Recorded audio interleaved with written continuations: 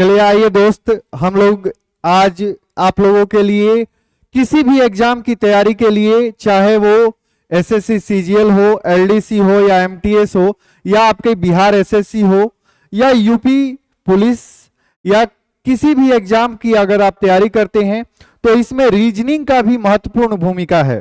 जिस तरह से मैथ्स और जीके का है और इंग्लिश का है, उस तरह से रीजनिंग का भी बहुत बड़ी योगदान है, कारण कि यहां से हम लोगों का स्कोर सबसे अच्छा होता है। और उसी टॉपिक को लेते हुए हम लोग आए हैं। डाइस का एक महत्वपूर्ण टॉपिक है और जिसको हम लोग पासा के नाम से जानते हैं। और आइए हम लोग इसके बारे में जानते हैं। और ये मैं वादा करता हूं आप लोगों से कि पासा एक ऐसा तरीका से हम आप लोगों को बताएंगे कि जिससे कि आपको एग्जाम में क्वेश्चन देखते ही देखते आप आंसर को लगा सकते हैं। ये आपके लिए बहुत बेहतरीन तरीका होने वाला है, बस ध्यान से इसको समझना है। तो चलिए हम लोग देखते हैं, हम लेकर के आप लोगों के लिए डाइस पासा कैसा भी प्रश्न हो हम लोग हल करने की कोशिश करेंगे। पहले हम लोग इसको सीखते हैं। चलिए, आप लोगों के सामने एक टाइप दिख रहा होगा और ये टाइप है 1। और ये टाइप जो है आप लोगों के लिए सबसे महत्वपूर्ण होने वाला है। डाइस में हम मात्र 3 टाइप आप लोगों को पढ़ाएंगे और इसी वीडियो में तीनों टाइप खत्म करेंगे। समझ जाइए कि आपके 30 मिनट का ये क्लास आपके लिए डाइस चैप्टर के लिए सबसे महत्वपूर्ण होने वाला है। आप अच्छे तरीके से देखेंगे तो आप बिना पेन का इस प्रश्न को जवाब दे सकते हैं। तो चलिए हम लोग इस पे शुरू करते हैं। जैसे टाइप 1 में आपको एक पासा दिख रहा होगा, तो पहले मैं बता दूं कि पासा में पहले कुछ जानकारी आप लोग ले लीजिए। पासा जो होता है ये 6 फलकों से घिरी हुई होती है, जिसको हम लोग एक बचपन में या अभी भी हम लोग लूडो छक्का के नाम से जानते हैं। उसमें देखे होंगे कि एक पासा होता है और वो पासे को हम लोग फेंकते हैं जिससे कुछ नंबर आते हैं। तो वही नंबर यहाँ पे कुछ कुछ बैठाया होता है और ये नंबर के विपरीत में भी कुछ नंबर होते हैं, इसके अपोजिट में भी कुछ नंबर होते हैं, जिसमें 6 फलक होती है। 3 फलक हम लोगों के सामने होती है और जस्ट ऊपर वाले के नीचे में एक फलक होती है, इसके साइड में उस तरफ में एक फलक होती है और इसके उस तरफ में भी एक फलक होती है, यानी कि टोटल 6 फलक होती है। जैसे हम लोग उस वहां पे देखे हैं कि 1 से 6 तक नंबर होता है, उसी प्रकार यहाँ 6 फलक होती है और 6 फलकों से मिलकर के एक डाइस का निर्माण हुआ। और ये डाइस पे क्वेश्चन कैसे आते हैं, तो आइए हम लोग इसके बारे में जानकारी लेते हैं। तो देख रहे होंगे कि पहला टाइप में हम क्या बताने वाले हैं, ध्यान से समझिएगा। कुछ हड़बड़ी नहीं है, ज्यादा सोचना भी नहीं है। यहां पे एक ही चीज देखना है कि ये डाइस जो बना हुआ है इसमें 3 नंबर दिख रहे हैं। अगर सपोज आपसे हम बोले कि बताइए कि 5 का अपोजिट क्या होगा, या पूछ दे 3 का अपोजिट क्या होगा या 6 का अपोजिट क्या होगा, बताइए आप आंसर क्या देंगे। तो जब भी दोस्त एक चीज याद रखिएगा, ये पहला टाइप है, जब भी आपको 2 फलकों का योग याद रखना है हमेशा, 2 फलकों का योग अगर 7 नहीं आता है, 2 फलकों का योग 7 नहीं आता है, तो आंसर देने के लिए हमें 7 लाना होगा। आप लोग इस चीज को समझेंगे अच्छे तरीके से। 2 फलकों का योग 7 अगर नहीं आता है तो आंसर में हमको 7 देना होगा। तो बताइए 5 और 3 जोड़ेंगे तो क्या होगा 8, 6 और 3 जोड़ेंगे तो क्या होने वाला है 9, और 6 और 5 जोड़ेंगे तो क्या होने वाला है 11। कहीं भी 7 इसमें ऐड करने पर नहीं आता है। तो जब 7 ऐड करने पर नहीं आ रहा है, इसका आंसर देना होगा। तो 5 में क्या जोड़ दे कि 7 आ जाए, तो आप बोलेंगे कि सर 2 जोड़ दिया जाए, तो 5 का अपोजिट 2 आंसर हो गया। 3 में क्या जोड़ दिया जाए कि 7 हो जाए, तो 4 जोड़ देना है, 7 आंसर हो जाएगा।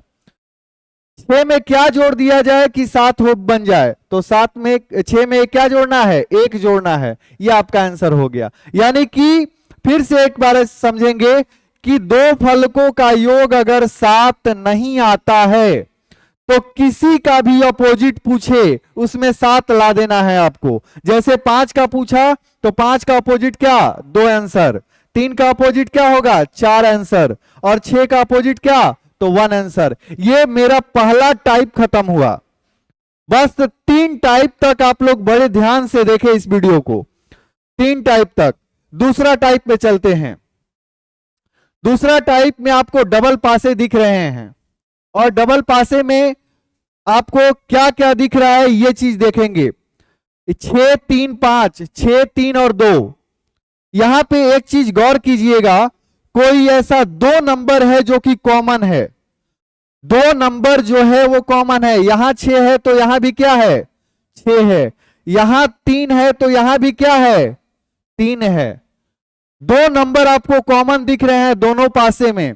अगर हम आपसे पूछ दे कि बताइए कि 5 का अपोजिट क्या होगा, 5 का अपोजिट क्या होगा, तो आप क्या जवाब देंगे। 5 का अपोजिट यहां क्या होने वाला है, 2 होने वाला है। क्योंकि जो बच गया वो क्या होता है, एक दूसरे का अपोजिट होता है। तो 5 का अपोजिट क्या हो जाएगा, 2 हो जाएगा। या 2 का अपोजिट क्या होगा, तो 5 होने वाला है। 2 का अपोजिट क्या होने वाला है, 5। अब आपके मन में ये भी सवाल आ रहा होगा कि सर आपने पहला टाइप बताया था 2 फलकों का योग अगर 7 नहीं आए तो 7 ला देना है, तो वो भी नियम इस पे लागू हो जाएगा। आप देख सकते हैं 6 और 5 कितना, 11। 5 और 3 8, 6 और 3 9, 6 और 2 8, 6 और 3 9। देखिए इसमें भी 7 नहीं आ रहा है, तो 7 लाने के लिए क्या करेंगे, हमसे 5 का अपोजिट ही ना पूछा था, तो 5 में क्या ऐसा नंबर ऐड करेंगे कि 7 बनेगा, तो 2 बनेगा। तो आप किसी भी तरीका से बनाइए, आपको आंसर में कोई फर्क पड़ने वाला नहीं है। तो ये टाइप 2 आप लोगों के लिए सबसे बेहतरीन है। टाइप 1 आपने देखा, टाइप 2 देखा, यानी कि 2 नंबर अगर कॉमन रहते हैं तो एक दूसरे का बचा हुआ नंबर ही एक दूसरे का क्या होता है, अपोजिट होता है। इस चीज को बड़े ध्यान से देखेंगे। चलिए नेक्स्ट क्वेश्चन पे चलते हैं। चलिए टाइप 2 की तरह ही दूसरा सवाल आ गया। इसमें दूसरा सवाल में आप देख रहे होंगे वही चीज, यहां भी 9 दिख रहा है, यहां भी 7, यहां 7 और यहां 9। यानी कि ये दोनों नंबर दोनों पासे में दिए गए हैं, तो जो बचा हुआ नंबर है वो एक दूसरा का अपोजिट होगा। एक का अपोजिट क्या होने वाला है, 6, और 6 का अपोजिट क्या होने वाला है, 1। तो आप देख रहे होंगे ये सब सवाल आपके एग्जाम में आए हुए हैं। तो डाइस का एक ऐसा ये बेहतरीन तरीका है कि आप मेरा 3 टाइप देख लेते हैं, तो डाइस से मैं ये पक्का वादा के साथ कहता हूं कि आपको एक भी क्वेश्चन अगर छूट जाए तो जो आप बोले उस तरह से आप कह सकते हैं। ठीक है, चलिए नेक्स्ट क्वेश्चन। अब टाइप 3 की बारी है, और टाइप 3 में हम लोग सीखेंगे, कारण कि एग्जाम में जो क्वेश्चन आते हैं टाइप 3 से भरपूर होते हैं। आपके एग्जाम में 2 नंबर 3 नंबर तो ऐसे ही इंप्रूव करने वाला है। टाइप 3 को बहुत अच्छे ढंग से समझेंगे। उसके बाद पहले देख रहे होंगे ये नंबर आपको दिख रहा है, आपको नंबर तो दिख रहा है, लेकिन यहां पे BNSNTQ हो सकता है यहां नंबर भी बैठाए जाएंगे, आगे चल के प्रश्न वैसा मिलेगा आप लोगों को। लेकिन एक हम समझाने की कोशिश कर रहे हैं कि टाइप 3 को हम लोग बनाएंगे कैसे। तो चलिए देखते हैं। एक चीज गौर कीजिएगा कि इसमें कोई एक ऐसा नंबर होगा, यहां लिख देते हैं इन दोनों पासों में, इन दोनों पासा में एक ऐसा नंबर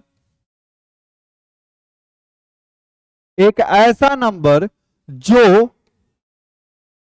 दोनों पासे में हो, दोनों पासा में हो। तो आपको दिख रहा होगा कोई एक ऐसा नंबर जरूर होगा कि आपको दोनों में दिखेगा।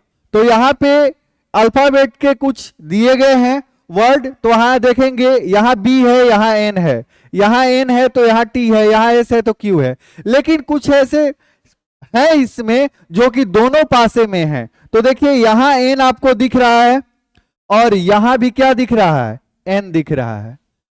यानी कि इन दोनों पासा में एक ऐसा नंबर जो दोनों पासे में है, तो उस कंडीशन में हम लोग क्या करेंगे? कुछ नहीं करना है। घड़ी किस दिशा में चलती है? तो घड़ी जो चलती है क्लॉकवाइज दिशा में, क्लॉकवाइज डायरेक्शन इसी को बोलते हैं, जो राइट हैंड की तरफ से चले इसी को हम लोग क्लॉकवाइज बोलते हैं। और क्लॉकवाइज डायरेक्शन में हम लोग चलेंगे कहां से? तो जो नंबर मेरा कॉमन है, यानी दोनों पासे में जो नंबर है उसी से हम लोग क्लॉकवाइज चलेंगे। कैसे चलेंगे? ध्यान देने दीजिएगा बहुत अच्छे ढंग से। n है तो पहले लिखेंगे हम n, n के बाद क्लॉकवाइज चलना है, तो n के बाद क्या आएगा? b, तो n के बाद हम लिखेंगे b, और b के बाद क्या आने वाला है? s, तो इसके बाद लिखेंगे s। ये पहला पासा का काम खत्म। ध्यान से देखिएगा। फिर यहां से जो कॉमन नंबर जहां मिला था वहीं से चलेंगे। n के बाद यहां क्या है? q, तो n के बाद यहां पे n है, और n के बाद क्या है आपका? q, और q के बाद क्या है? t। देख रहे हैं आप अच्छे ढंग से? n के बाद क्या मिला? q, और q के बाद क्या मिला? t। तो आप यहां पे अब सवाल मेरा बन के तैयार है।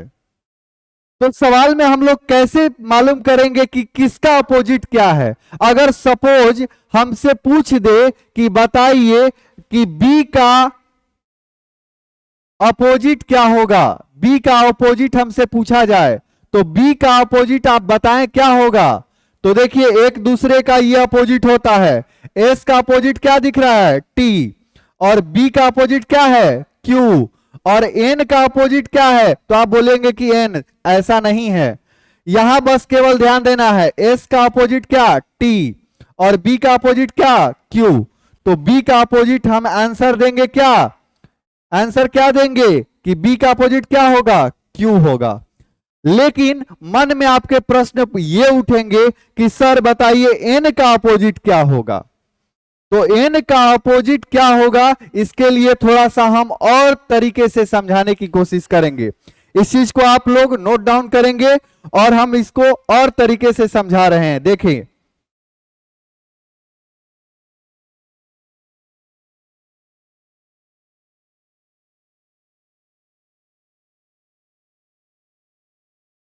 चलिए एक बॉक्स बनाते हैं और इस बॉक्स के मदद से समझने की कोशिश करेंगे। आंसर सेम आना चाहिए, कोई दिक्कत नहीं। मेरा कॉमन नंबर क्या था? तो n था, n था ना?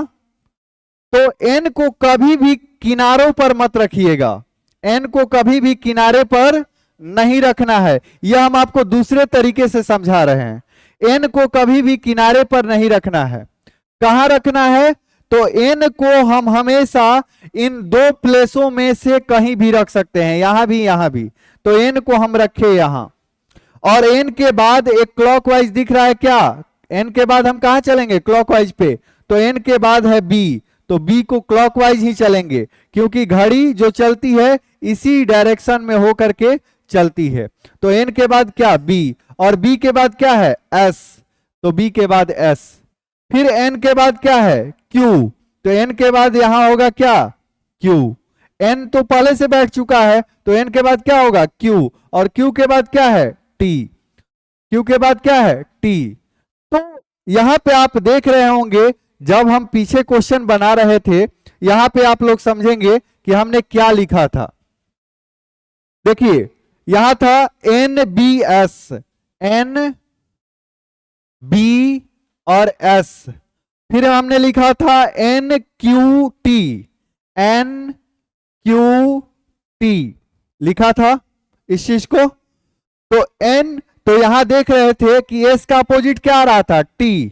यहां भी देखिएगा एक घर छोड़ करके, एक घर छोड़ करके S का अपोजिट क्या है? T, और T का अपोजिट क्या है? S। B का अपोजिट क्या है? Q। तो यहां भी देखिएगा B का अपोजिट क्या है? Q। B का अपोजिट क्या है? Q। तो B का अपोजिट यहां मिल गया क्या? Q। अब N का अपोजिट क्या होगा? तो बोलिएगा कि यहां तो कुछ है ही नहीं, यहां पे तो कुछ है नहीं, तो n का अपोजिट हम क्या देंगे, तो ऑप्शन में कोई एक अलग संख्या वहां पे दी गई होगी। मान लीजिए कि वहां z दिया होता, ऑप्शन में अगर हमको दिया रहेगा, ऑप्शन में मान लीजिए कि हमसे दिया रहता ए ऑप्शन में s, बी ऑप्शन में n, सी ऑप्शन में q और डी ऑप्शन में z। अगर हमसे पूछता कि n का अपोजिट बताइए, तो n का अपोजिट हम क्या देते, तो n का अपोजिट ना t होगा, ना s होगा, ना b होगा, ना q होगा, कोई एक अलग नंबर होता। तो वो नंबर क्या होता, ऑप्शन में z कहीं दिखेगा या कोई अलग नंबर दिखेगा, तो n का अपोजिट क्या हो जाएगा, कोई एक अलग नंबर होगा। तो इस तरह से हम लोग समझते हैं। चलिए क्वेश्चन जैसे ही हम लोग आगे बढ़ेंगे क्वेश्चन पे, तो हम लोग को ज्यादा समझ में आएगा। आगे चलते हैं क्वेश्चन पे, सेम यही क्वेश्चन पे। यहां पे देखिए, यहां पे आपको बेहतरीन ढंग से समझ में आने वाला है। जैसे यहां पे देख लीजिए कि यहां पे भी आपको दो नंबर एक ऐसा दिख रहा होगा जो दोनों में है, वो क्या है n, और यहां भी क्या है n। तो हम n जो कॉमन नंबर है वहीं से चलेंगे और क्लॉकवाइज। तो n और n के बाद क्लॉकवाइज क्या होगा, n के बाद क्लॉकवाइज क्या होने वाला है x, n के बाद x, और x के बाद क्या होने वाला है y, x के बाद क्या होने वाला है y। फिर यहां देखिए n, और n के बाद क्या होने वाला है z, तो n रहेगा ही, n के बाद क्या होगा z, और z के बाद क्या होगा o, z के बाद क्या होगा o। यहां से क्लॉकवाइज ऐसे चलेंगे, ठीक है। अब मेरा आंसर तैयार है। y का अपोजिट पूछ दे तो क्या आंसर होगा, o आंसर होगा।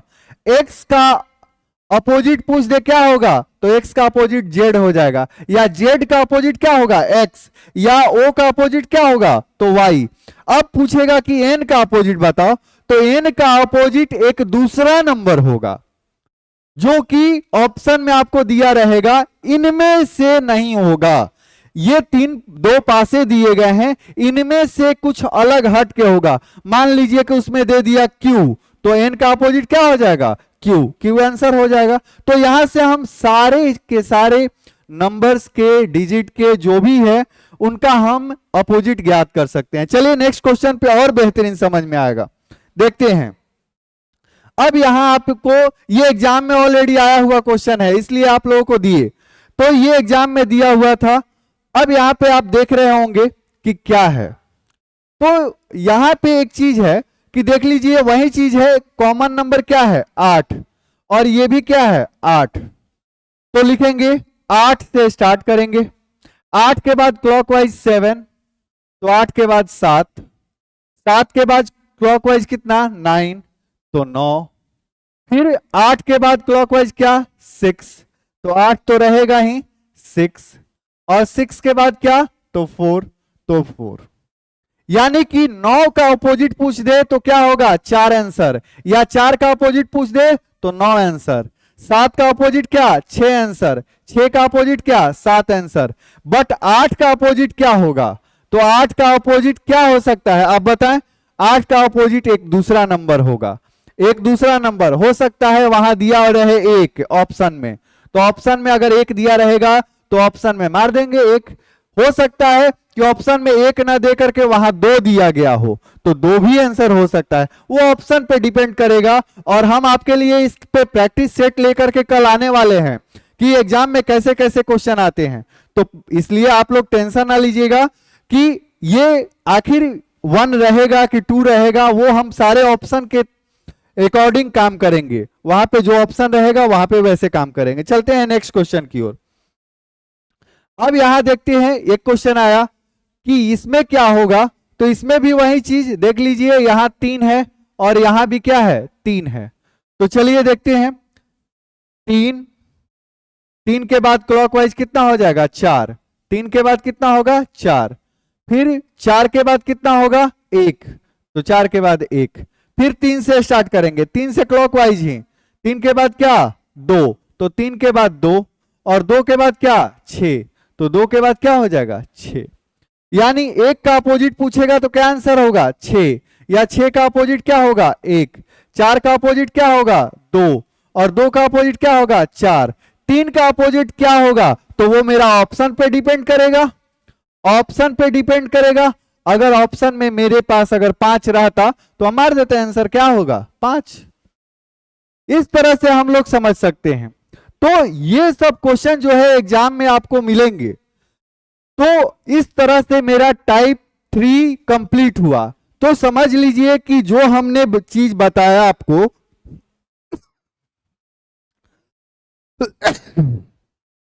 जो हमने चीज बताया पासा पर, तो पासा का ये मेरा जो वीडियो था सबसे जबरदस्त। अगर आप इसको ध्यान पूर्वक देख लें तो मेरा 3 टाइप को अच्छे तरीके से देखने के बाद पासा का एक भी प्रश्न किसी भी एग्जाम का छूटने वाला नहीं है। तो हम लोग कल मिलते हैं नेक्स्ट वीडियो पे रीजनिंग का डाइस चैप्टर से।